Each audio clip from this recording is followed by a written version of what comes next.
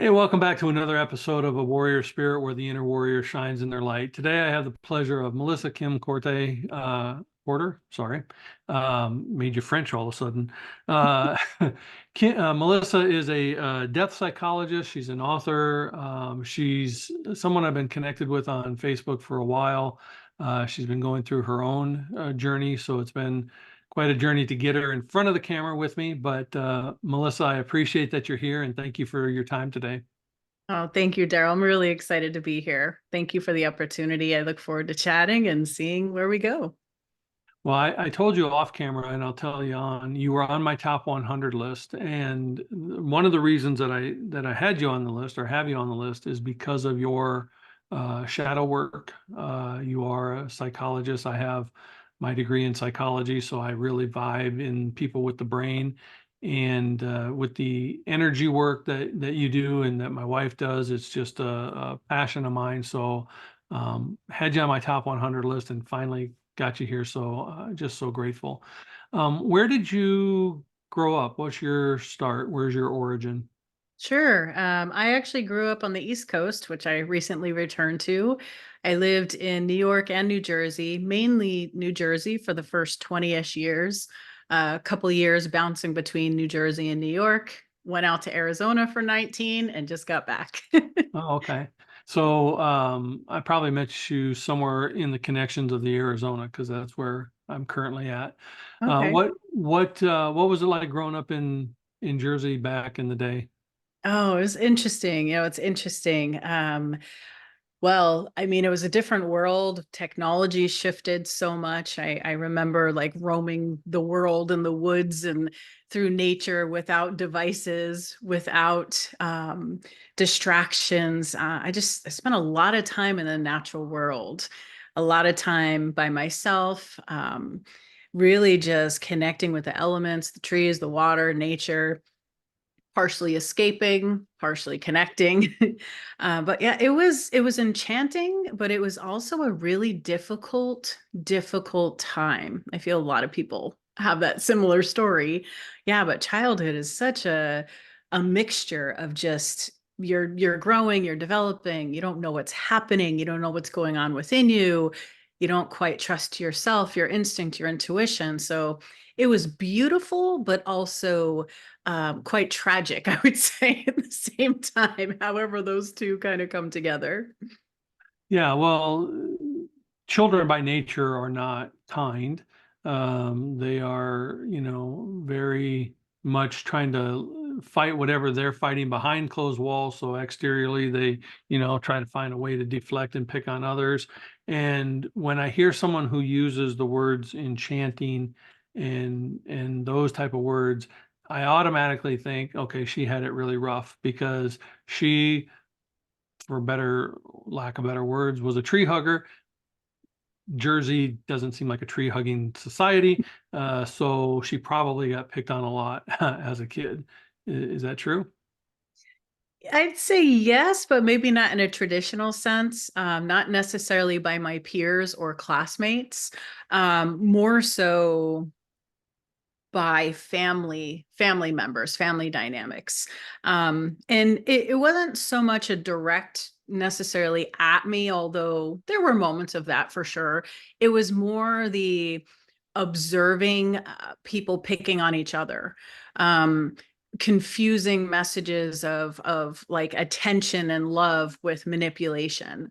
I actually grew up with a lot of, for a lack of better way of saying it, disturbed personalities. Hmm. And so, as you kind of observe that, some of that, of course, was, me navigating growing up in this household with, and it wasn't just in my house. I should say it was also just extended family. Um, and so there was a little bit of like direct toward me for sure, but most of it was watching other people in these power dynamics and me realizing it's not safe to speak up. It's not safe to be seen and heard. It's not safe to express who you are because, due to these narcissistic and psychopathic type of presences, let's say, trying to respect, the humans that were involved to a Yeah. degree. It was quite unsettling and disturbing to try to sift through that as a child. So yes, that enchanting part was very much escaping and running off to nature, to the woods, to sort of, I didn't know I was doing this at the time, but it was a way of decompressing. It was a way of being regulating my nervous system with these energies of the forest, of nature, the trees, all the elements that felt safe versus being in the home where I never fully felt like I could relax. The other side of that, though, is also I was a very sensitive child, which is part of where some of the parts of me that did get picked on had to do with my intuition, the things I could see, sense, and feel, and other people not recognizing those things. Many of us have that shared experience of, it's not real, it's not there, it's imaginary.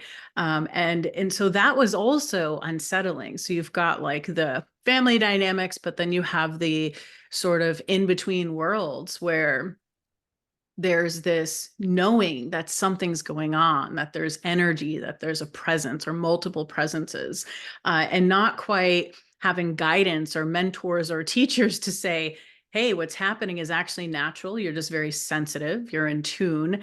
And anytime, as you know, that when you have trauma, when you have impactful moments, we can have these heightened states. So it was kind of like vacillating between the traumatic moments that were compounding and continuing with the intuitive unfolding that was going on simultaneously.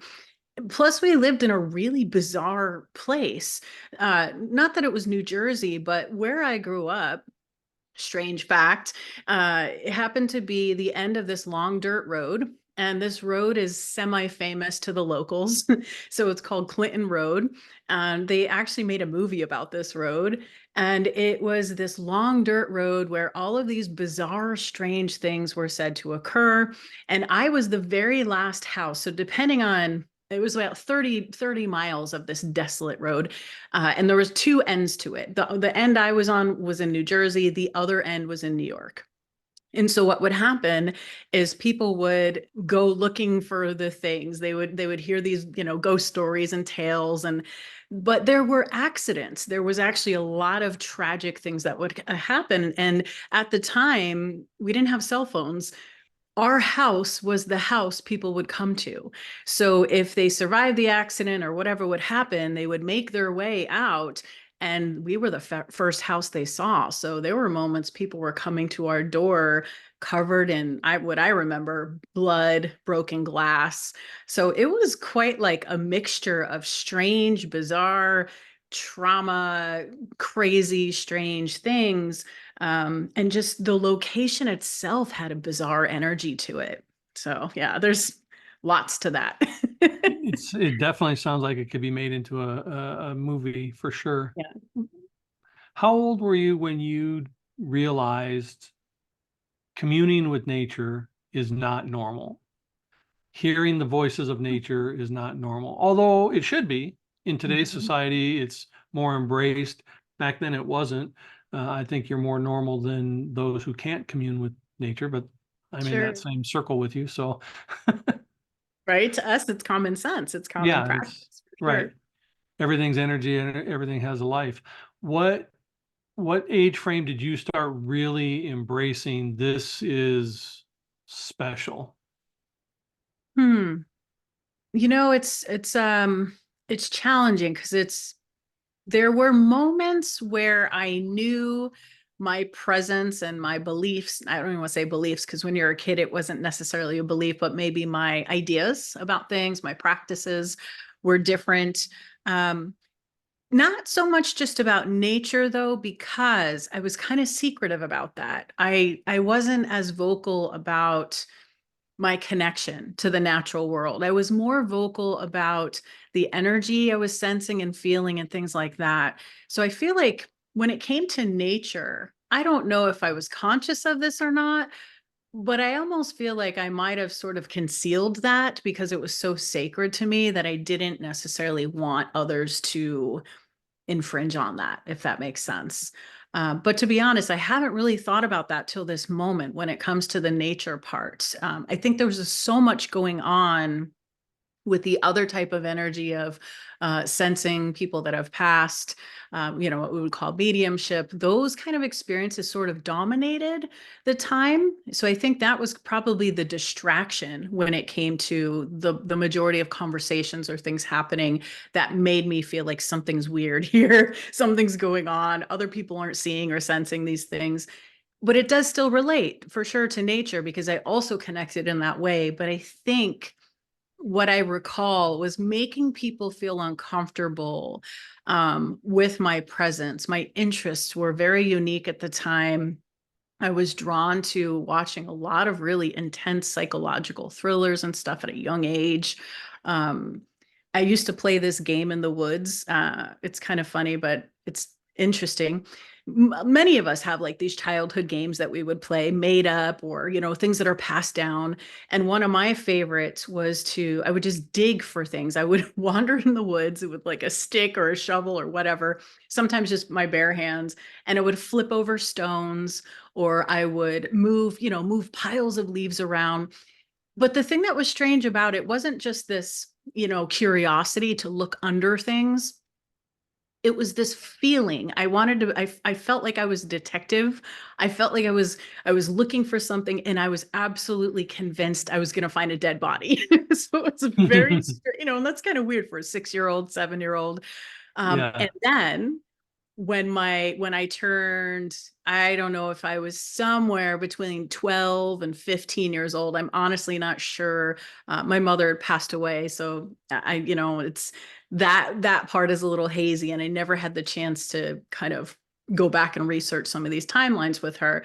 But my mother basically said to me one day, they did find body parts in this region in the woods, and would tell me about there was a known serial killer that had been convicted of murdering 5 people, but was responsible for over 200 deaths. Wow. And that entire stretch of land, that's part of where some of those ghost stories and things sort of emerged from, were these body parts that were found. And even though it's creepy and odd and all of that, what I find kind of striking is like what was going on within me playing detective, convinced I was going to find something. I'm more curious about that link, that kind of connection. But anyhow, those things stand out to me more when I think about what was different, unique, strange. And my mother was probably one of the very few people that I didn't scare, right? Or I should say, I didn't feel like I caused fear with her. She recognized my gifts, my connection. She would share things with me in secret. But it was others that were visibly uncomfortable. And I think that speaks more to your question of like noticing my interests, the games I would play, the things I would say, the things I would know without knowing how, that made people uncomfortable. And there was one specific moment where a friend of the family was over, and I'll never forget the look in her eyes when we were just playing another game, another childhood game, flipping over cards and calling out the suit. And I was really good at naming the number, the color, the suit. And one of my friends was like, look what Melissa can do. And so, he's holding the card and I say what it is and he flips it over and I would get it pretty, not all the time, but pretty accurate, like on a regular basis. And I'll never forget getting like 2 or 3 of them in a row and seeing this woman's eyes watching. And she sort of like recoiled almost like in horror. And I was so confused by that, absolutely confused. Like, this is cool. This is magical and fun, right? But there was something about it that haunted me. And I think it was in that moment that all of these unique sort of things I really started to put a cap on. They didn't go away, they didn't stop, but I think I started to really suppress my expression of the creativeness and the uniqueness around that when that moment occurred, because it made me feel like I did something wrong and I caused harm to someone. So that's what stands out. And how old were you? When that happened, I was somewhere between, hmm, what's popping into my head is 8. Uh, so I'm going to go with 8. My Yeah. logical mind is trying to kind of pinpoint for certain, but I would say I definitely wasn't a teenager yet. I wasn't, I was an adolescent, wasn't quite a teen, but somewhere in that window of time, those formative years for sure. So those of us who've studied psychology and in connection with shadow work and depth work, there's a deep correlation between the ages of 5 to 9, where children are expressing those unique qualities that you're Mm. describing that many children have. And then an incident like that happens and they shut it down. And then they spend the next 20 years in silence. And then as older adults, they go back and say, where's the real me? Because I've lived under this mask, under this shadow, under this veil for all these years.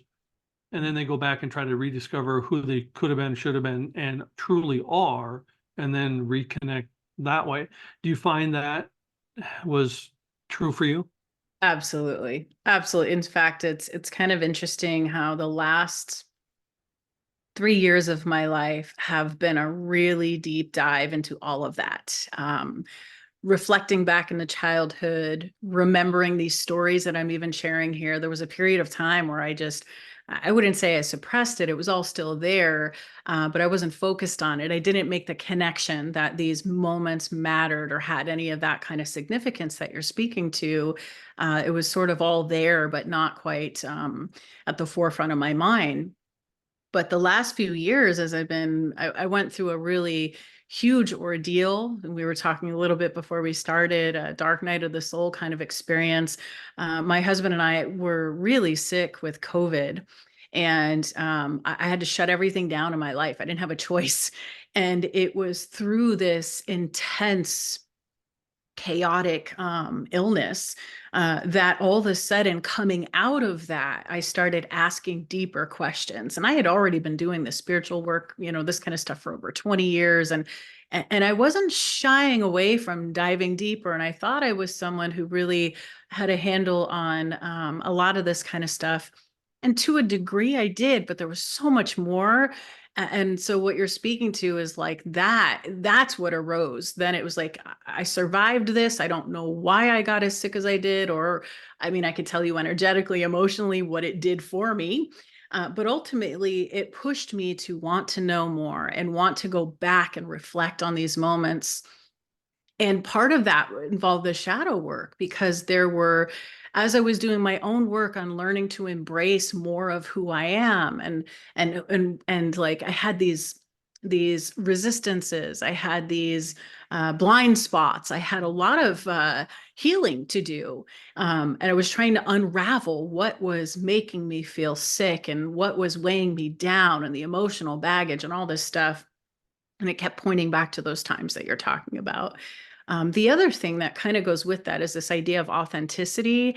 I felt like I was a very authentic, genuine person, yet I only shared these kind of things with people that got close to me. There's a vulnerability in that. There was a discomfort, probably from, some of the things we're talking about. And it wasn't until having those conversations and watching other people sort of start lighting up and recognizing connections in my story to their own, that I was like, this is not meant for me to just kind of keep within my heart anymore. So it was also this parallel journey of healing involving, what is my authentic self? Who am I? And looking back at all the ways that I thought I was different in a negative way, and realizing those qualities are what make me really good at the work I do today. That wanting to flip things over and look under things. I do that in people's psyches, the Yes. strange FBI, I think, wanting to find this dead body. I spent 20 years studying serial killers, and I still do. And it's a big part of my work. And it's not to glamorize, to glorify, or to condone I have a fascination with understanding the hidden part of the psyche, the dark parts of who we are, and the danger of what happens when we literalize those things. And there was danger in also the rejection of my own shadow, my own darkness, my own power in different forms. So there's this sort of opening that happened of going, you know what? All the things I thought were wrong with me were because I was listening to someone else's voice who Mhm. didn't understand it, who feared it, and I believed that. And so I had this narrative going for so long. There was something wrong, but retracing and going back based on everything you just said is exactly what started to shift things for me, to see it differently, to feel it differently in the body. A lot of the Yes. somatic work and things too, to reframe in my mind, like, yes, you are unique. And here's the beauty in this, instead Mhm. of identifying as bad, wrong, shameful, the Yeah. things we do when we're children. Well, it's interesting that you would even choose to be in the energy field without the actual healing that you've recently gone through, because as we were talking about, when we feel that cutoff, it's typically not something that we jump back into until we've healed from it, Mhm. um, from that pain. So you've been doing energy work, healing work for 20 some years. In spite of those childhood reactions, what made you say, in spite of that, I'm still going to do this? What led you in that path? I would say because even though 3 years ago it was sort of a very critical unfolding, I would call it a deeper level of healing. I had had many other moments like that, car accidents and situations that were really impactful, that started early on. I also feel like those strange, bizarre experiences were part of what led me to want to study these things. I wanted, because I felt broken, to be honest. I just felt like there was something wrong with me fundamentally. And it led me to want to understand the mind, science, the brain, consciousness, altered states of reality. I started working with one of my elders in Arizona. I went through a shamanic apprenticeship for two solid years. And at that time, I also was I had been newly married. I had turned my life around. So there was a window of time also in my late teenage years, early adult years, where I was just deeply enmeshed in substances. And there was a lot of death, a lot of suicide, murder. There were a lot of things happening in my life around me that sort of led me for the first part of that path. So I woke up one morning. I was on my friend's couch. We had all been partying the night before. I was a bartender for 11 years, so I saw a lot of really intense, dark stuff. And I never forget waking up and seeing a crack of light that was shining through her doorway. And I'm laying on the couch, I'm hungover, I feel like garbage. Nobody else in the house was even awake. I didn't even know who else was there. Like, we were just living like that on a regular basis. And this light shines through the window, and I can't even tell you what happened, but it illuminated something within me. And in that moment, I was like, I looked around at the couch, I looked around at the table, and there's remnants of drugs and all sorts of stuff everywhere. And I was like, I don't want to choose this anymore. And that thought was like, oh, this is a choice, isn't it? I know it sounds funny to say, but that was sort of the internal process.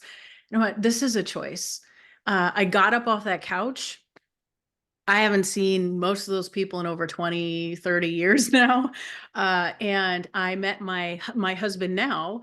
I met him, I think it was about not even 3 months later after I made that choice. And I just decided I don't want to live this way. People I knew were dying, overdosing, disappearing. There was a lot of intense things happening. I'd been to more funerals than I could count. That was a really huge piece of the beginning of that journey.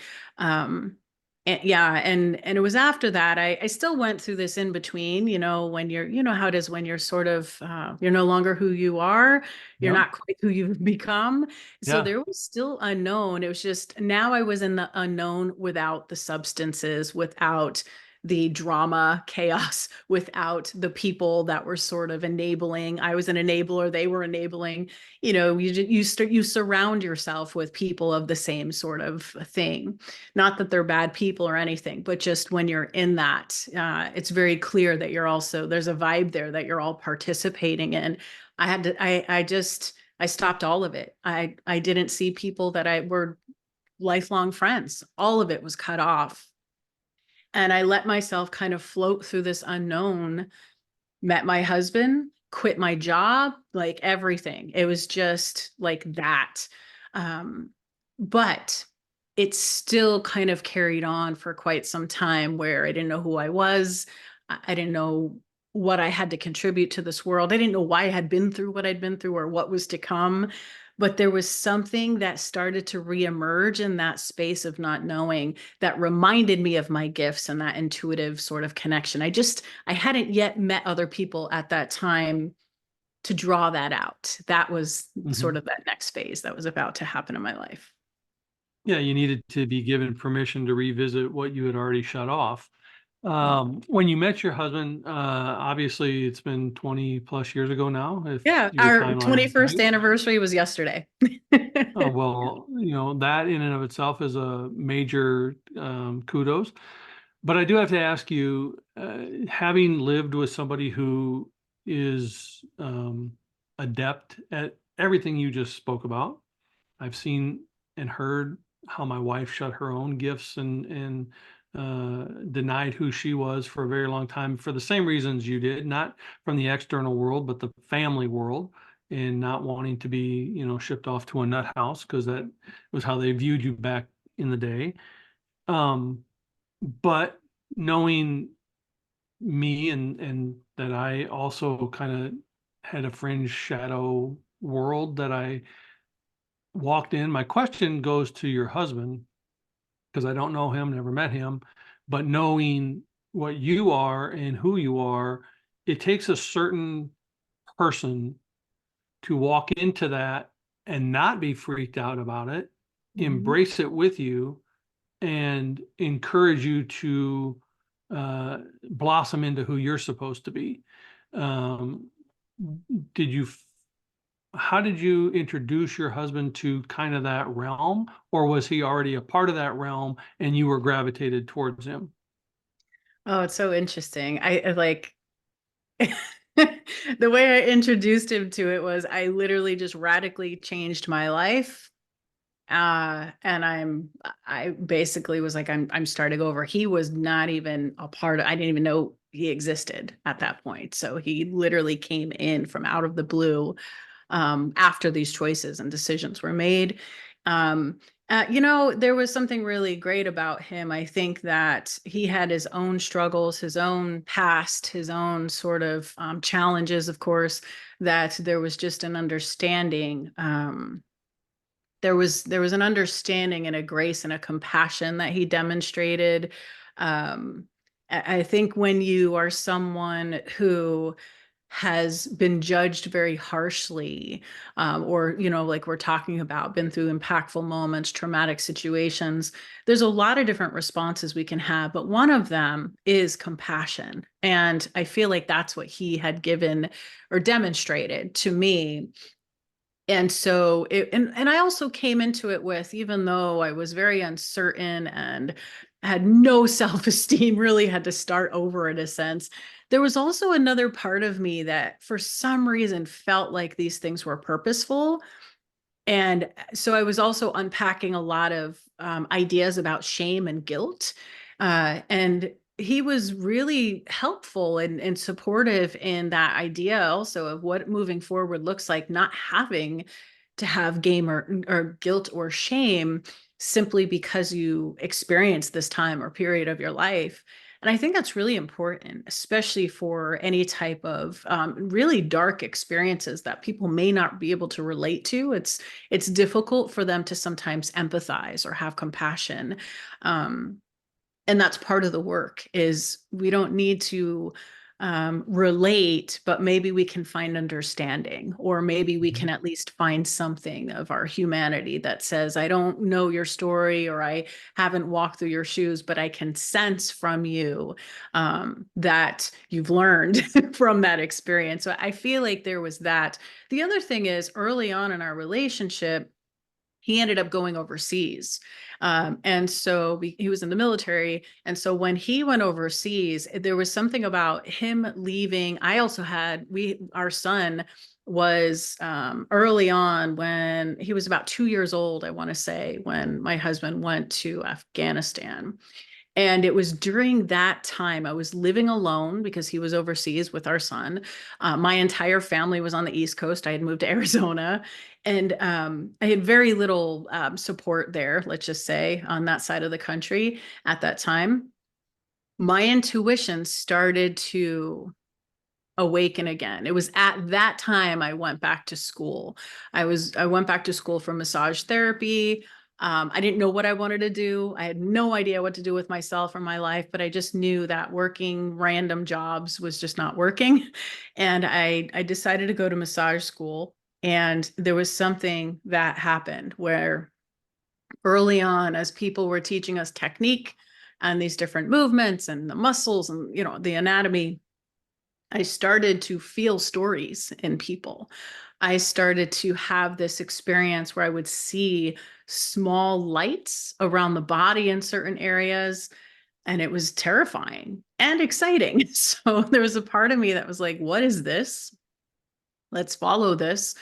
And very slowly and cautiously, because again, I still had to work on self-esteem and not wanting to scare people. And this was new for it to intuitively open up this way for me. I just remember the art of like very small, brief ways of just sharing a little bit of something to see and test the waters. And people, the clients were just like, well, yes, actually, this happened, or I feel that way. Or anyway, so there, that whole time, there was a lot of newness in my life, new child, newly married, new gifts emerging. And somewhere within all of that, I feel like my husband and I both had come from I mean, everybody's got an interesting childhood, but there's something about our survival mechanisms and our hypervigilance that connected and clicked, not necessarily in a codependent way, but more of a understanding. So I think that that was part of what both of us were able to carry for each other. This idea of like, nobody's perfect, nobody has a perfect past, yet that isn't all of who you are either. So I'm very grateful that he had that sort of attitude. But to be honest, at that time, I didn't care about much. So I kind of would have been like, whatever. He didn't have this badass rebel thing kind of going on.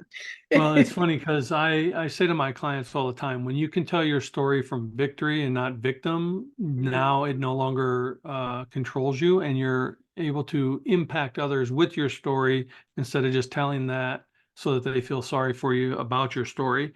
And it That's sounds like great. that was a transition that you also made. Just curious, were you at Sweehaw? Yes, yes, yeah. Southwest Institute of Healing Arts. It Yeah. was the very beginning of a long journey of training and education and experiences. Yeah.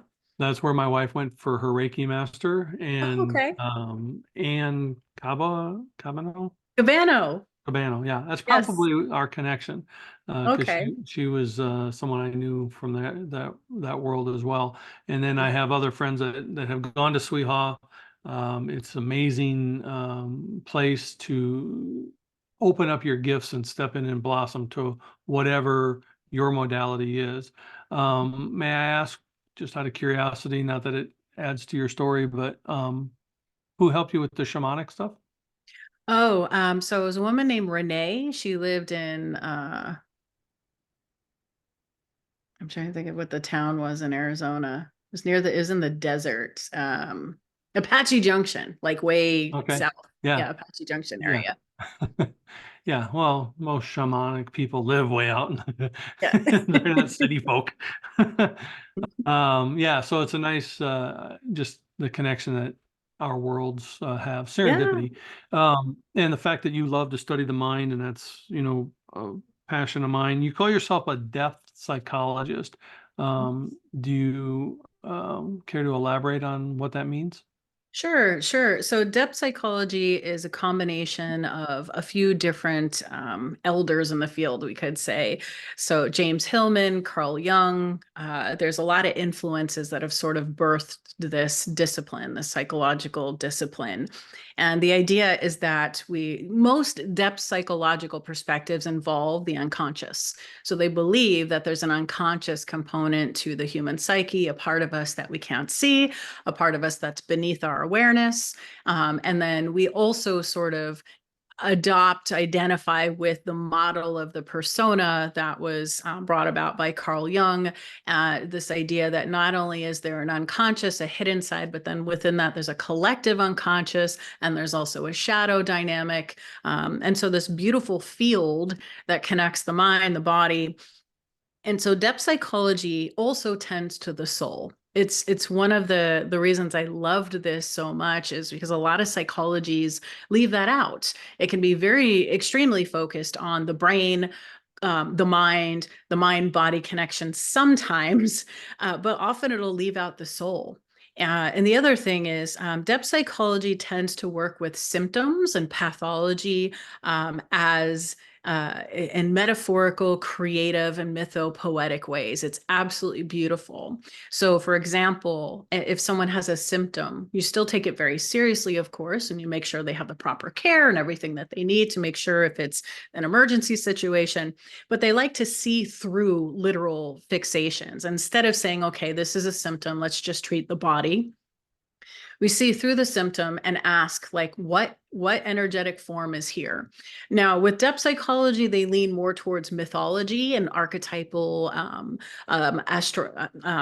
archetypal psychology as well. So the idea that there are complexes within us, and these complexes are formed out of impactful moments, out of trauma, things like that, and that every complex has a core that's an archetype, a myth at play, a story that's unfolding. So we actually work with symptoms from that level too. So for example, people suffering from depression, who would still obviously, like I said, take it very seriously, make sure that person is supported on all levels, and work with them creatively to start to try to find out what's going on within that depression. How can we actually talk to it? How can we see what it's here to teach us? How can we learn from this? How can we learn to be with it? Whereas a lot of times, certain symptoms people are running away from or wanting to sort of put a band-aid on, we're saying like, how can we understand this energetic, psychological, mythological language that might be happening beneath the surface, relating to that unconscious part. So it's a really beautiful practice, and it does include a lot of different disciplines. Like I said, there's mythology, there's working with mandalas and art therapy. There's a lot of different things that are worked with, but the core idea is we also really want to focus on tending to the soul. And I love that. I think it's just such a beautiful, it's a beautiful way of working with the sciences, but also the arts together, so that it just, for me, it's always felt a bit more well-rounded, whereas some of the others are either lacking that part, or sometimes can go too much also into just the soul, and forgetting that the physical body needs our tending and care, and that we have an ego that is important for us to understand. And so I love it. It's also great for people who, like myself, feel like the black sheep of a family dynamic, because the archetypes are a big part of that work. And it's breaking down the idea of stereotypes versus archetypes. So it's not a fixed container of an identity or a label. It's more this idea of this energetic container, sort of like, well, we have Mother's Day recently, and there's different versions of mother. We can have a loving, compassionate, caring, nurturing mother, and then there's something called the devouring mother. And so it's important that we have these flexible, fluid, energetic ways of working with people to say, we may not always know your story or know what you've been through, but there's room for all of it, for all people in all ways to find themselves in these dynamics. So it's beautiful, and I could go on for 6 more hours about it. That's, we have a friend, she does energy work, shadow work like you do, but she calls it issues in your tissues because Yes. our traumas embed themselves in our DNA, and it truly is generational Yeah. trauma that we carry with us if we don't break the cycle and actually, you know, and I've seen experience firsthand just in my own life when you eradicate the the deep tissue part and address the incidences that cause that, you feel better, you think differently, your body reacts differently, and your perception of the world around you changes. Mhm. So it's one thing to just, like you said, address, the dark side, turn on a light, but it's another thing to go into the closet and really dig out what's there and remove it. And Absolutely. I just admire, people like you who embrace that work because it's a necessary part of healing that many aren't willing to do. Sure. So I appreciate that. What was your book about? You're an author. What's your book about? Oh my gosh. So I have many, many different things I've been published in. My first book is called Nudges from Your Spirit. And it's some of these earlier stories I share about learning to listen to intuition, the ways I didn't listen to my intuition, and, that cosmic 2x4 sort of situation that happens when we're just not getting it. We're not getting the subtle cues. But I talk a lot about that. And then I give a little bit of directive on, the different types of clairs that we can work with when it comes to honing intuition. And I like to mix storytelling with science and myth and things like that. I feel like it's a wonderful way to creatively help us address these impactful things without having to drag people through the mud, so to speak. There's so many beautiful practices, and when it comes to trauma work and healing, and one of the things that I love so much about the path that I'm on is this idea that we can walk around experiences and help to dissolve them without necessarily having to beat something to death to get it done. Hmm. And so that's a lot of that type of work. And then I have a series called the Wild Woman series, which is something I partnered with one of my dear friends who's a publisher. And so she publishes on our behalf underneath my brand. And so we have 3 books. We're about to put out our 3rd book in the Wild Woman series. The first one is the Book of Shadows. It's recipes and rituals and practices for people to learn from to live a more enchanted life. And then the second one is the Wild Woman's Book of Prosperity, same sort of thing, oriented around abundance, prosperity. And then this third one is the Wild Woman's Book of Alchemy. So the idea of transformation and healing. So that's the third one. And then I am in the midst of working on a shadow work book, which will be my second solo book. I can't share too many details about that one just yet because it's in the works, but it's going to be incredible. It's you're when you write, you evolve with your writing, and your writing leads you, and you lead it, and you just never know where it's going to take you. Um, and I feel like those earlier books are just different versions of me, where now this one is going to be so much more deep, and there's a willingness of vulnerability in this one. I I had some of that in my earlier work, but the more that I trust that process, the more it takes me into these unknown places. So this one I feel like is going to be the deepest one out of all of them. Yeah. Well, what you do is beautiful, and where you're headed is fantastic. I know that it took a while for us to come together this way because you had your own depth that you had to transcend as well. So now that you're emerging again, and other than the new book you're writing, what's new on the horizon for Melissa? Oh my gosh. Well, I am currently entering my dissertation phase for school. So I'm finishing my doctorate. I still have 2 years to go with this dissertation. And it's intense. It's intense. I've chosen to not only work with the darker side of the psyche, but very specifically around psychopathy.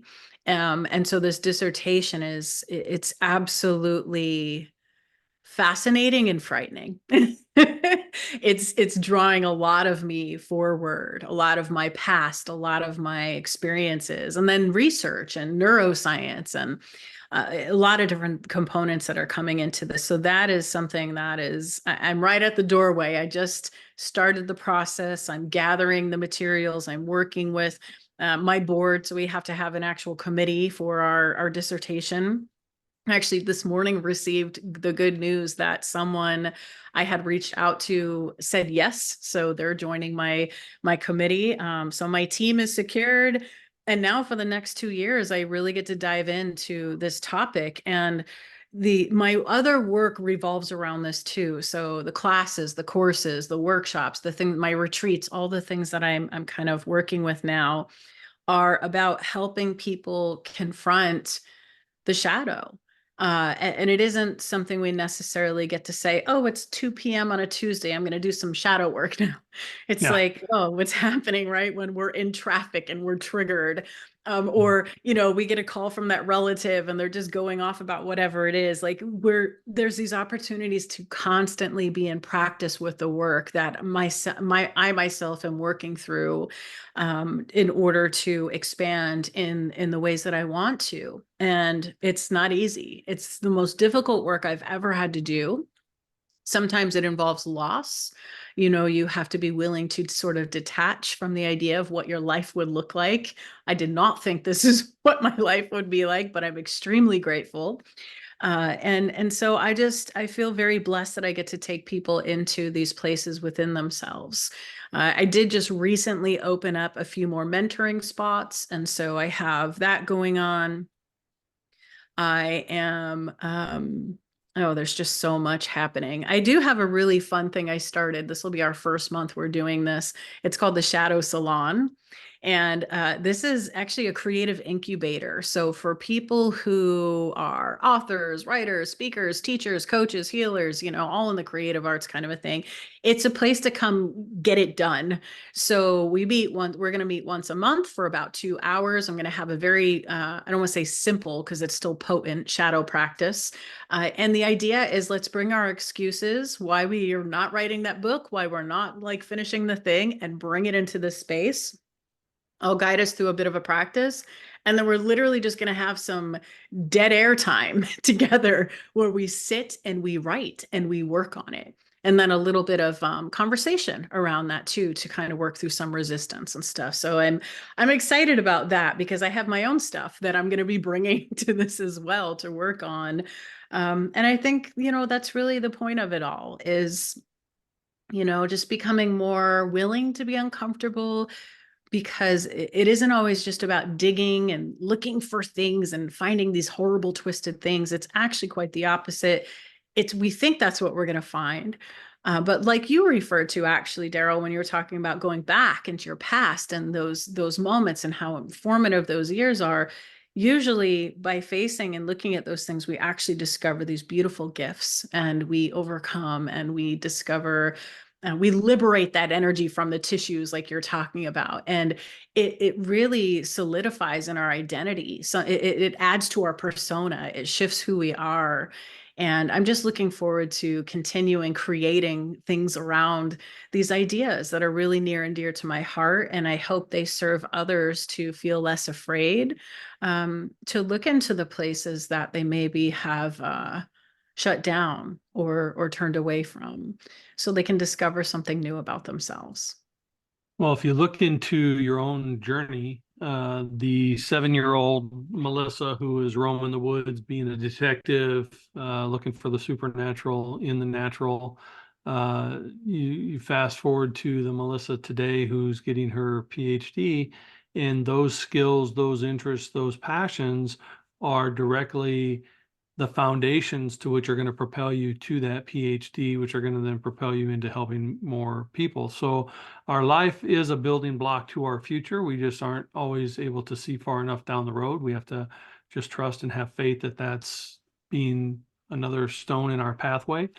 And so I look back and I marvel every time I hear a story like yours, where we come through this maze of what we think is darkness, but it's really the preparation. And the old adage, you think you've been buried, but you've been planted. You have to grow in that darkness to emerge in the light, and to see it come full circle for you is just a beautiful thing to witness. And I love when I can experience through others that path that they've taken. So kudos to you. If you were to look back at that little 7 or 8 year old, because what I love about what you're currently doing is that you're saying to that little girl, what you did was okay, Mhm. and the work I'm going to do as an adult will make it so others, when they see that fear on the face of the other because they're expressing themselves, they'll know that it's not them, that it's the other person, and they won't shut it down. So I commend you for impassioning your journey with your base that you were given. And you're going to just change more lives than you already have. You've been doing the work for 20 years, and you'll probably continue for another 20. But if you were to look back at that little girl, or any little girl who's in that situation, boy for that matter, whatever, what would you tell from your vantage point now? What would you tell that little girl or that little boy? Oh, I would just say strange is absolutely beautiful. Like, be strange, be weird, please. Like, we actually need more of that, because it is going to be the thing that is a doorway. It's a doorway into something. It's guiding you. It's parts of you that are developing, that are coming into view, that you're learning to embrace. Sometimes they're temporary, sometimes they're lifelong. But I really wish I would have embraced those things sooner, not in a regretful way, but just more of, it's kind of funny, in the modern time, we have this revamping of Wednesday Addams, that just came out this past year. And then Beetlejuice 2 is coming out. And there's all of these, like, fun, quirky, darker-ish sort of TV shows and movies. And I remember, like, my mother used to call me Wednesday Addams when I was a kid. And That's like, it funny. used to make me uncomfortable. And but like, when you're a kid, you're like, oh, stop it. But now when I think, I'm like, look at these are the things that are captivating our attention in modern day. These are the things that people are drawn to. And so if you have a passion and interest, something that just feels unique or different, or sometimes you have that, like, little voice in your head that's like, well, who would like that? Who would be into that? There are so many people that would be into that. And I just wish I would have maybe been less harsh to myself through that learning and understanding. I think it would have minimized some of the damage that was already done by others. I feel like sometimes we pick up and start and harm ourselves in ways because that's what was ignited. We learned through the behaviors of other people. I wish I would have just had a little bit more insight that that was occurring, because there's so many other moments and memories that I know are crazy and bizarre that I wish I could remember. So Well, yeah, that's what I would it'll be say. in your Strange. second. It'll be in your second PhD. You'll get Yes. two. That's uh, right. I love that you're in my tribe and in my circle, and I've appreciated this hour you've spent with me. I ask every guest who is here, what does a warrior spirit or having a warrior spirit mean to Melissa? Oh, I love that question. Can I just sit with it for just a second? Sorry. Please go ahead. What does that mean?